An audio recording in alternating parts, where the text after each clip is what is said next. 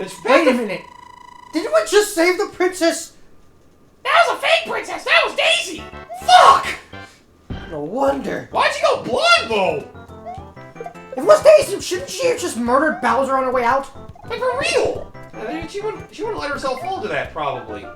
Just a guess. No, I would know. Then again, does anyone know what Daisy does in her spare time? Go-karting, partying, golfing, soccer, same as everybody else. God damn it! What the hell's going on with their own kingdom? Who the fuck knows? For all we know, that probably just Land probably has just as much proof of existence as the Waffle Kingdom. Then again, Wario tried to fucking take it over or some shit, or no, he had Mario distracted, but make him go to Land so he could take Mario's castle, which now Mario doesn't have, which is weird. Either that or he just has it. It's like vacation Wario, mode. you mean? Wario took Mario's castle, which I think that's how the plot was for Super Mario Land 2. Basically, they said like the plot of Mario Land 1 was more a distraction to get Mario out of his castle so Wario could take it over.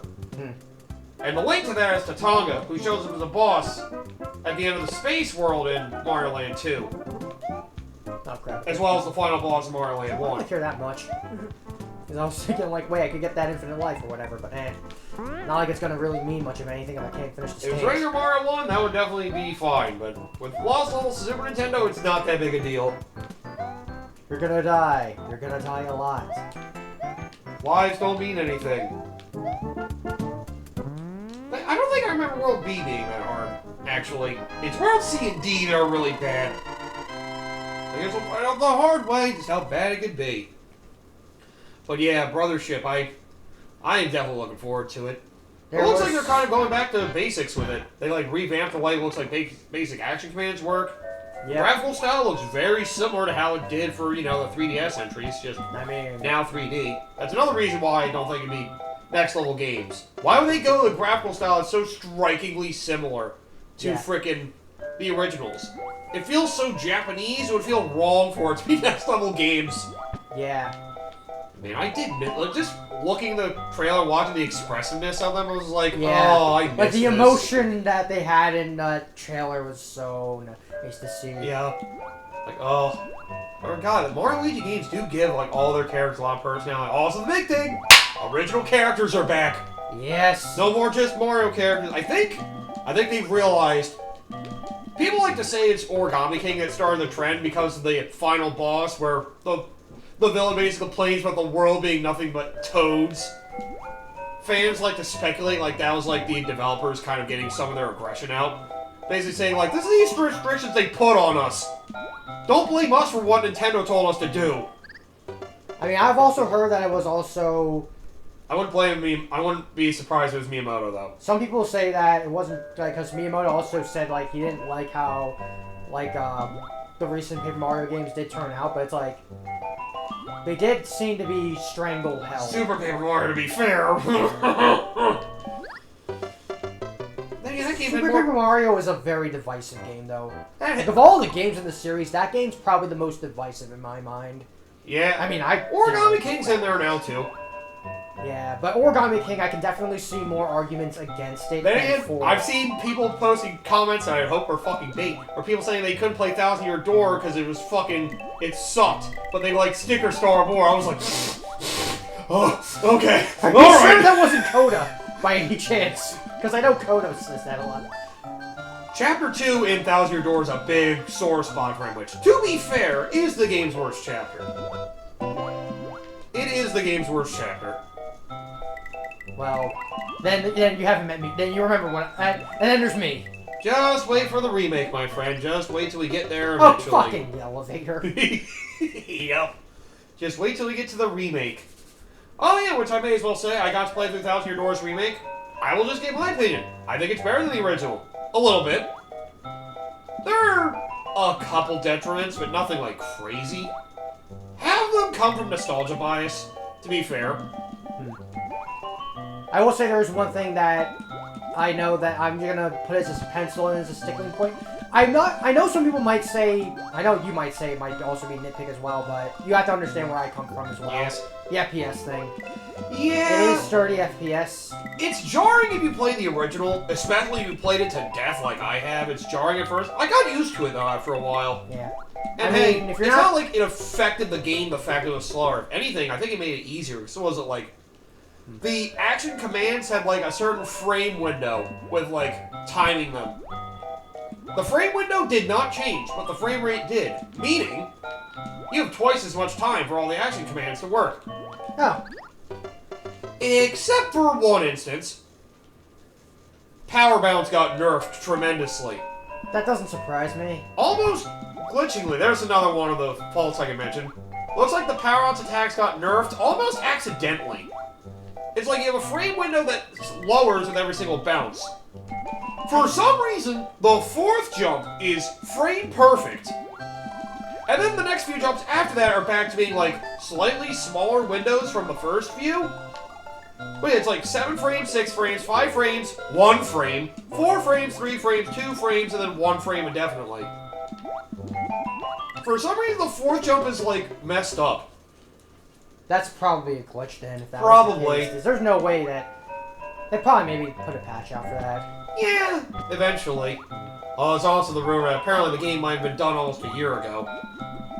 I mean, oversights can happen. Yeah, I'm not gonna sit here and say that. like that is something I've taken away recently with Nintendo. It's like it's weird that they are like one of the only developers that just have games done and they just have sit on the back burner to just, you know, when there's a lull where their really big games aren't coming out, it's like, well, we have this project done, may as well throw this out here. Why not? It sounds weird when they say it like that. It makes it so they don't have, you know, gaps in regard to first party releases.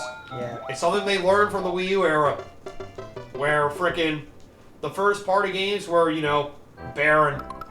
Yeah. You would get like 2 or 3 a year. They were very, you know, Hit or miss, it seems. yup. For a Switch, they decide just have games done, and that's, you know, they release them earlier. That's kind of what happens to like Chronicles 3 releasing a few months early. And they pushed Splatoon 3 like a month or 2 back. I guess Xenoblade 3 was finished, but they wanted to release it because they thought Splatoon 3 would have been done sooner. But they wanted to patch up Splatoon 3 more, so gave it a couple months. Like, all right, Xenoblade 3, go ahead, you're done, go at it. It's like, oh, all right. Anyways, that is phase 1. That is, and that's always all of this talk is just scratching the surface of the June Direct because there's a lot to take in. Yep. I'll say, I arguably thought the Mario Luigi Brothership thing was the biggest one for me. It's like, oh, the series got revived. Oh. I mean, that was a hell of a start for Fucking that. Mario RPG Renaissance be damned, dude. Like, think of it. In less than a span of a year, we've had 3 Mario RPGs. 2 of them are remakes, to be fair. Yes, and one is a new game of a series people thought was dead, which is arguably the most exciting of them. Yep, for me especially, because everyone know. I think I probably penciled this out. Actually, I don't think I penciled it out that much, to be fair, because all I've done is Superstar Saga. But I am a bigger fan of the Mario and Luigi series versus the Paper Mario series.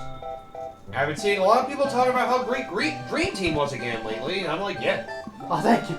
I'm just, Which like, is- in my brain, I'm just feeling a little bit validated. I'm like, okay, good, so I'm not the only person here who thinks that the game It is is good. weird, though. Dream Team's the most divisive game in the Mario Luigi series. I understand why, to be fair. I get it. I mean, I hate the people that like Partners in Time more than that, but... I understand why some people would like Partners in Time more. Oh! But at the same time, Partners in Time just feels like It's really it's very freaking... barren Yeah, in a way. yeah. And I know someone might argue It's that fine, the story but, and yeah, characters just are important. Compared to how much RPG, deeper the later games got, and how like, much, ugh. like even compared to the first game, it felt like there was more going on. Yeah, the first game had a lot going on. The second one just had a good gameplay idea, but just it felt like they were just trying to get the game out early in the DS's life cycle.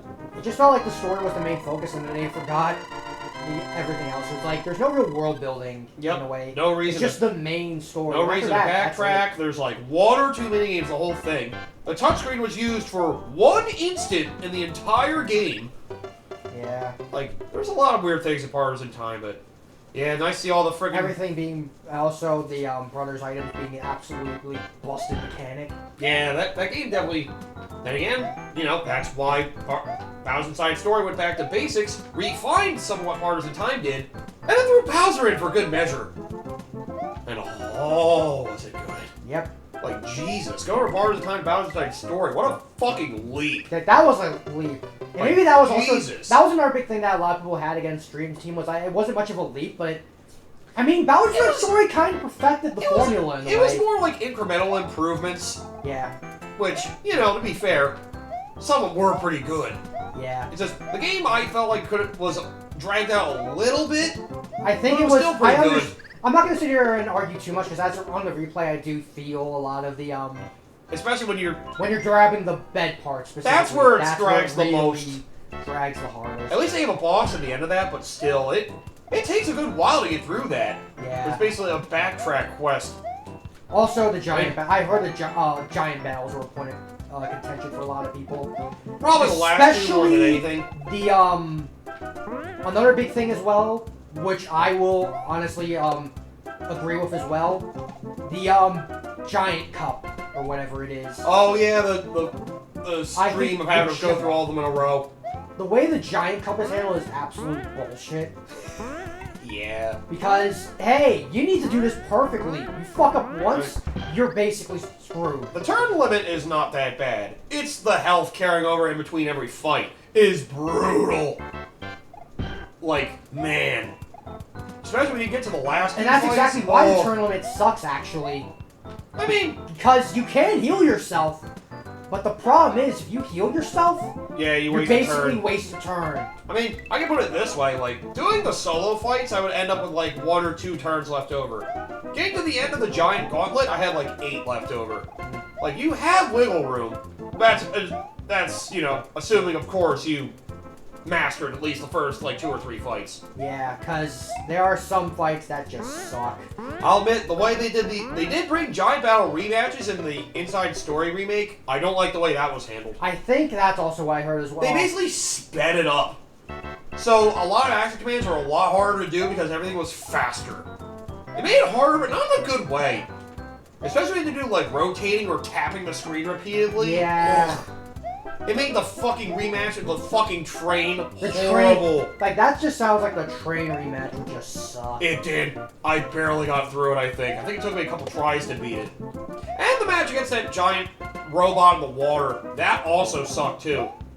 Because it would speed up getting out of the water so you couldn't do damage very quickly. That was also a pain in the ass. Anyway, I think most people don't like the train fight in Bowser's Inside Story. It's like yeah, the low point of that game. everybody kind of... Like, the train fight's always been... It's an interesting gimmick, but yeah, it was definitely the weakest of the big battles in that game. That's the one where you gotta, like, breathe the fire and all that. My least favorite fight in friggin' Dream Team was probably the Z-Keeper. Just The the fact it was Z-Keeper brutal. sucked. That fight was brutal. Yeah, the Z-Keeper fight's rough. Like, better. I always hated it. Was that better fight. than the train fight in Bowser's Inside Story, but oh, It definitely is the weakest fight in the game. I'm the not fact gonna you sit had to here go and through deny a fucking barrage of countering him to be able to actually do damage to him eventually, like, Jesus is relentless. In one Fun, way it's though. challenging, but goddamn, it's just because it takes so long to get a good opportunity to fight. Yep. Man. And the rematch made it even worse. Yeah, Oh. like there's a reason why I haven't done the marathon one, because You don't get anything out of it, you just get money out of it anyway. yeah. At least the regular matches, you get your super boss fight. Imagine if there was. I do kind of wish that If there was a super boss there, that would have been fucked up, and it would have made it worthwhile. Super Bowser. It carried all of your health over. I kind of thought there might have been like an extra phase to the Bowser fight, which I'm glad there wasn't. That would be some shit if there was. Oh god. Oh, that started to kill me. You gotta do that again. Oh god, come on! 3 times for you fucker? Really? The dry Bowser fight. God damn it! Oh shit, I was about to say a spoiler for Paper Chip. Ah. I think I might have just spoiled it already. I think I have a feeling I know exactly where it's going. The gauntlet. Yeah. I mean, to be fair, I do think the thing part of me with wants to go back to Paper Jam, but I'm also just because. yeah, that was hard to really get through. Like, there are definitely some good moments, but There are things I like about it, but there are also things where it feels like something's missing. a lot of the paper enemies feel weird in that game. Yeah. They feel sort of shoehorned in. Yeah, and then all the Koopalings just show up as intermittent fights. Some of the later fights get pretty good, though. Like, some of the later bosses are actually really good. Like, I think you have one with, like, all the Koopalings. That fight is one of the best of the series. That's a really good one. But that's, like, right before the final boss. And then there's, I think one of the bosses is Big Bomb. I was gonna say, I don't know if they had another fight that had a mechanic like that. Oh, wait! They kind of do. Remember the one boss in Dream Team that once it's nearly dead puts a timer on you? I think so. How do you like that for the whole fight with Big Bomb? Oh, so basically the Super Saga thing near the end of the game or whatever? You have a time limit on that fight. If you don't kill him in 3 minutes, you die. Oh, so basically what they did for Superstar Saga, instead of a turn limit, it's a time limit. Yes. Wait, yes. time limit? Yes. Oh. Yes, time limit, not turn limit. I was saying, like the, like, you know, that Guardian of the Pilo Temple or whatever, once it's nearly dead, it basically goes to self-destruct mode. Oh yeah, that one. Yeah, that's what I was referring to. Because I feel like I know what you're talking about, but it's just like, it has been a while since I played Dream Team. It sucks when it's like, okay, I'm gonna use a brother's move. The time just dwindles down. Like, if this doesn't kill him, I'm dead. I don't think he attacks during that time, though. So you can just barrage a bunch of regular attacks and then go to the brother's move to end it. Although, if you're smart, you'll damage him so bad before the timer even gets to that point, he'll just die without entering that phase. That was just me, like, also secretly hoping when I'm thinking about the Mario and Luigi game, I hope they bring back the Underhand. Oh, I would love this. I would love it. Would be interesting if they brought that back. It's curious. It looks like it'll be a new direction. I'm curious to see how it'll go. And hey, it's a Mario and Luigi game on a console. Yup, the first one is actually on a console. If you don't count, you know, being able to play it on Switch or Wii U for the first game. And technically the second game for Wii U's case. And they never brought Inside Story. Then again, bringing Bowser's Inside Story to Wii U. That would be hard. That would be a lot harder. You have to take into account the there's a lot of dual stuff. Yeah, there's a lot of dual screen like interface stuff going on. Part of the time is a lot simpler. You only need the touchscreen for one thing. Yeah. Where Bowser's Inside Story, there's a lot of like screen. There's a lot of touchscreen stuff, specifically with Bowser. Yep. Since he's basically the one that revolves around the touchscreen stuff. That game made great use of managing both the screens.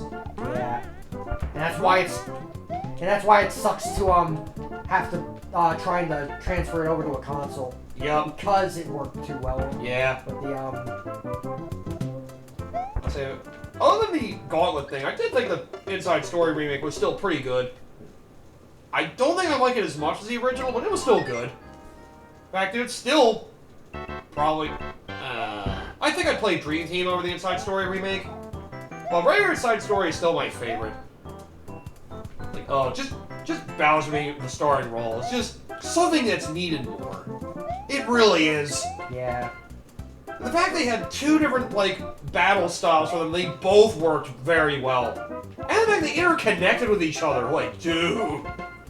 To make it work as well as it did would The be... battle system was fantastic for that game. Where Dream Team just had two different battle systems, both which worked very well as well. Just the fact that they're interconnected in Bowser's Inside Story. Like, I kept forgetting about that. It's so good. That's why it's my second favorite Mario RPG. Just behind Thousand Year Door. Yeah, Thousand Year Door did have some improvements in the remake, though. Some of which you will be very thankful for. I am familiar with one particular, update. Which chapter is it?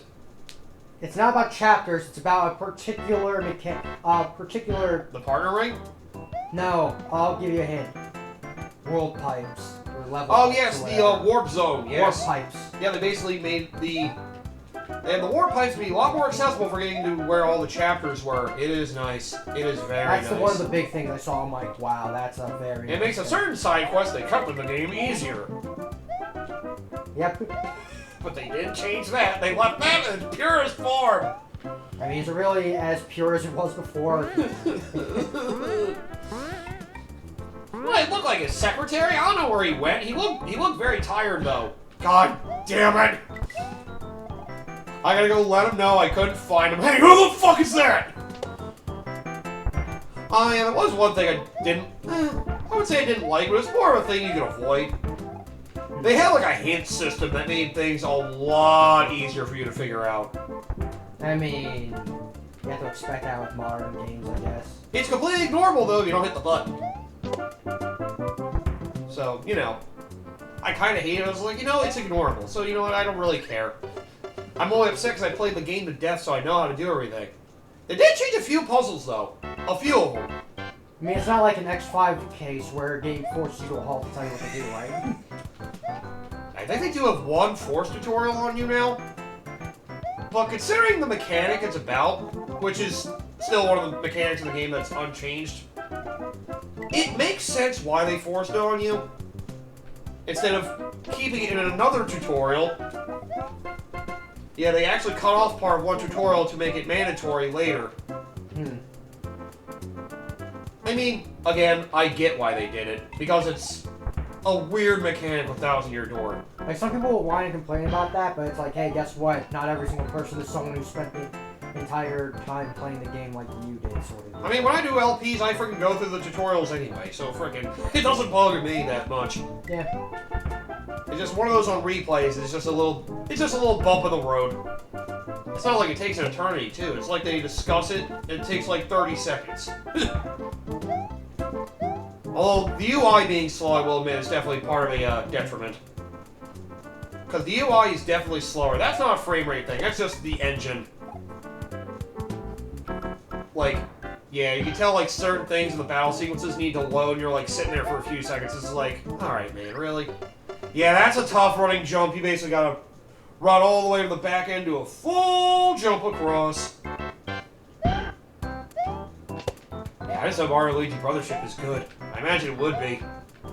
The way they simplified a lot of the games, the way that the game looks so far, it seems like it's, there's veterans working on the game, and they set up shop somewhere. The art style and the logo of the game, too, definitely.